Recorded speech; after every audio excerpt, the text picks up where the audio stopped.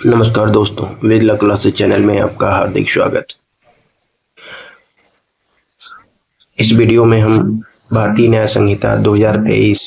की धारा 9 एवं 10 की चर्चा करेंगे। चलिए वीडियो स्टार्ट करते हैं। जब किसी अपराध का कोई भाग स्वयं अपराध हो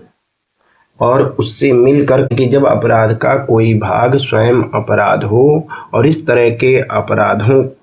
को मिला करके कोई परिणाम घटित होता है तो वहाँ अपराधी जो है ऐसे प्रत्येक अपराध के लिए दंडित नहीं किया जाएगा, बल्कि उनके मिलने से जो अपराध घटित होगा उसके लिए दंडित किया जाएगा। यानी उदाहरण के लिए यदि ए बी को 50 डंडा मारता है और जो परिणाम घटित होता है वह उपहत्या का यानी हर्ट का अपराध घटित होता है, तो ऐसी स्थितियों में उसको उपहत्या के अपराध के लिए दंडित किया जाएगा, न कि प्रत्येक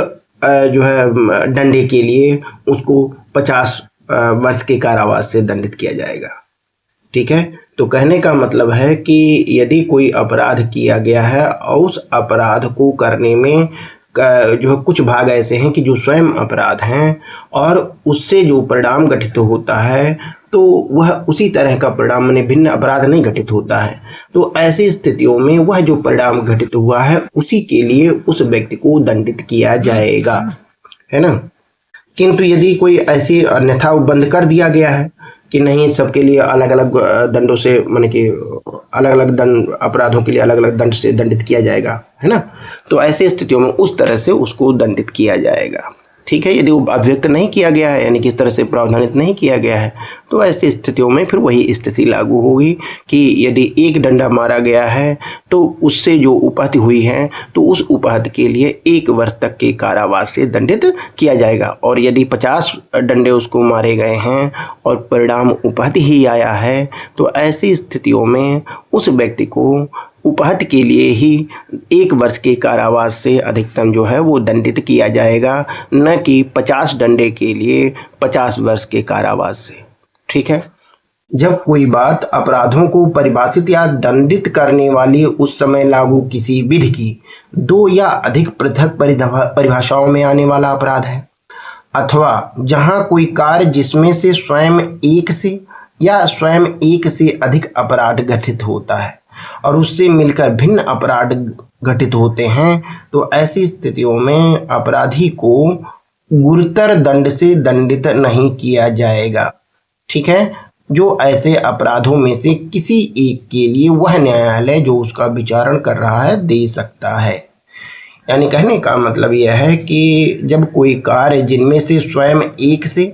या एक से अधिक अपराध घटित होता है लेकिन उनको मिलाने पर कोई भिन्न अपराध घटित होता है तो ऐसी स्थितियों में अपराधी को अधिकतम दंड से दंडित नहीं किया जाएगा, जो ऐसे अपराधों में से किसी एक के लिए वह न्यायालय विचारण करके दे सकता हो। उदाहरण के लिए यदि ए जो है बी को पीट रहा है ना, और उस दौरान सी जो है बी को बचाने आता है और ए सी को चोट पहुंचाता है, तो ऐसी स्थितियों में ए जो है बी को चोट पहुंचाने के लिए और सी को चोट पहुंचाने के लिए वह दंडित होगा। क्यों? क्योंकि दोनों के जो कार्य संव्यवहार हैं अलग अलग हैं, है ना। तो ये इसका जो है उदाहरण है। अब धारा 10 में क्या है, तो धारा 10 क्या कहती है, तो करे कई अपराधों में से एक के दूसरी व्यक्ति के लिए दंड, जबकि निर्णय में यह कथित है कि यह संदेह है कि वह किस अपराध का दोषी है। यानी कहने का मतलब है यदि किसी व्यक्ति को के ऊपर जो है कई अपराधों का जो है वो आरोप लगा हुआ है, ठीक है, लेकिन एक पर्टिकुलर अपराध का वह दोषी है, लेकिन यह संदेह बना हुआ है कि वह किस पर्टिकुलर अपराध का दोषी है, तो ऐसी स्थितियों में उसको जो दंड दिया जाएगा, यदि एक ही दंड सभी अपराधों के लिए उपबंधित नहीं है, तब ऐसी स्थितियों में अपराधी सबसे कम दंड वाले अपराध के लिए दंडित किया जाएगा। ठीक है, लेकिन यदि एक ही दंडित न यदि एक ही दंड जो प्रावधानित है सभी अपराधों के लिए, तो ऐसी स्थितियों में जो है उन सभी अपराधों के लिए वह दोषी होगा। ठीक है, यदि यह वीडियो आपको अच्छा लगा हो तो please like, subscribe and share अवश्य कीजिए। धन्यवाद।